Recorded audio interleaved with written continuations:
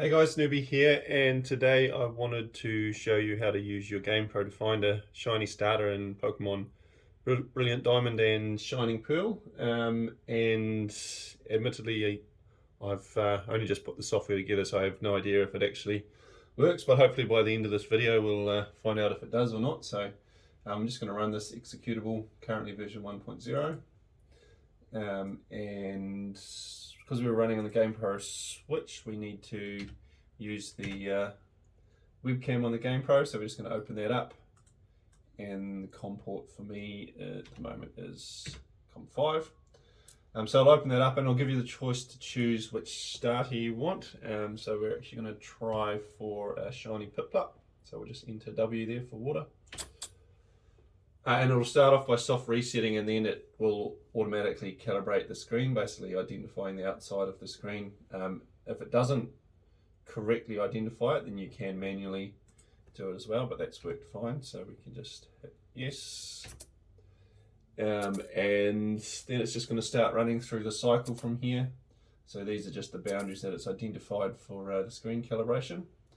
And yeah, now it's going to run through the cycle, which unfortunately is quite a lengthy cycle. I think it's about 1:40 or something like that.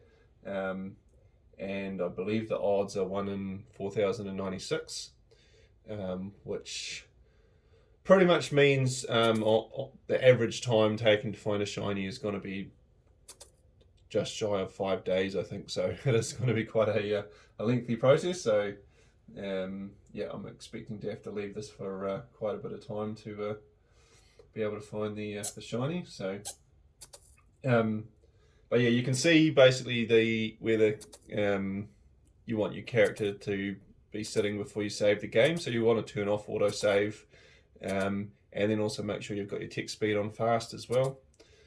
And yeah, so it's just going to cycle through all of this text.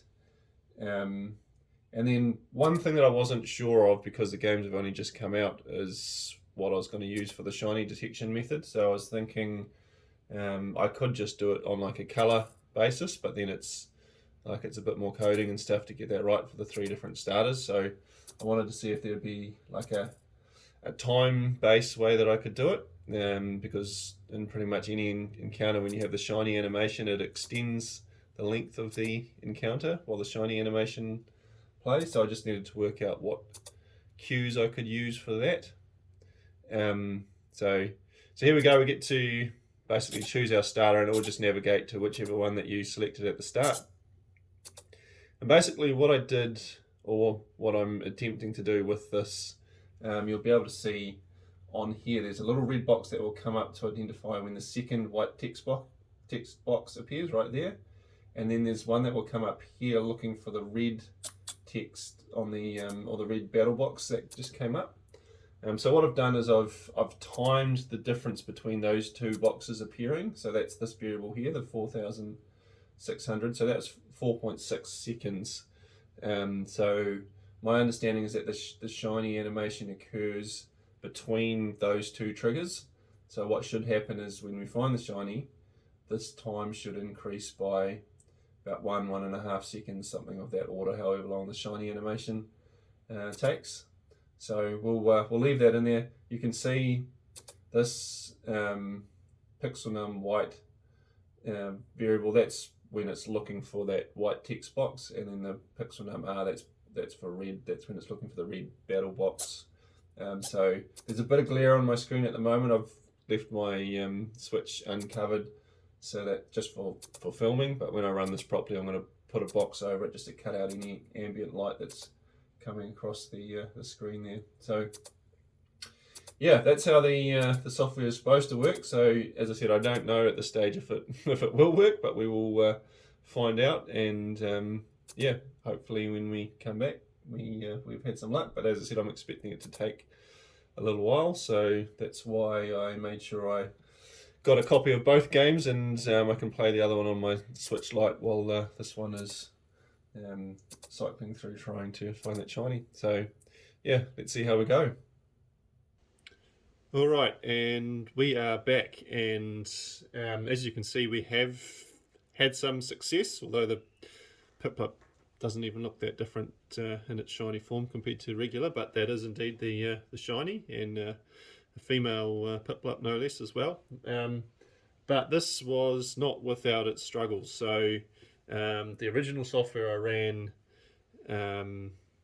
I must have done 10,000 or more soft resets. You can actually see in behind my switch here is a Switch OLED version, which I went out and got and started running the software on both devices just to try and speed it up.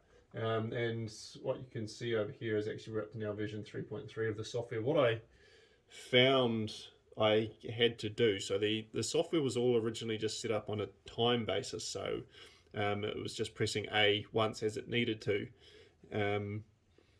And what I ended up doing was just making it basically mash A at random intervals like a normal human player would do.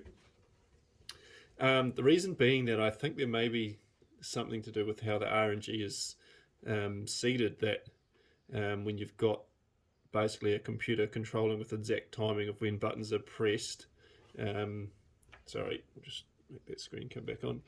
I believe that may have some impact on the on how the RNG is seeded. So yeah, I completely rewrote the software.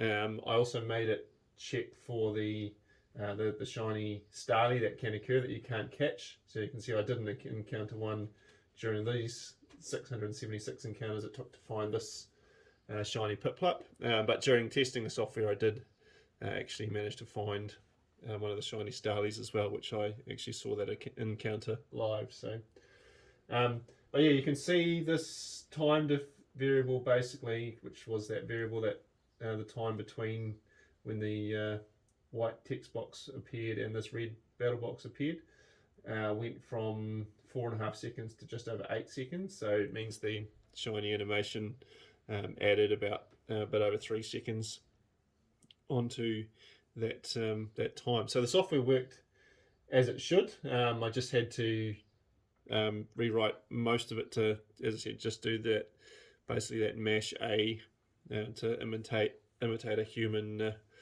player. So we got there in the end.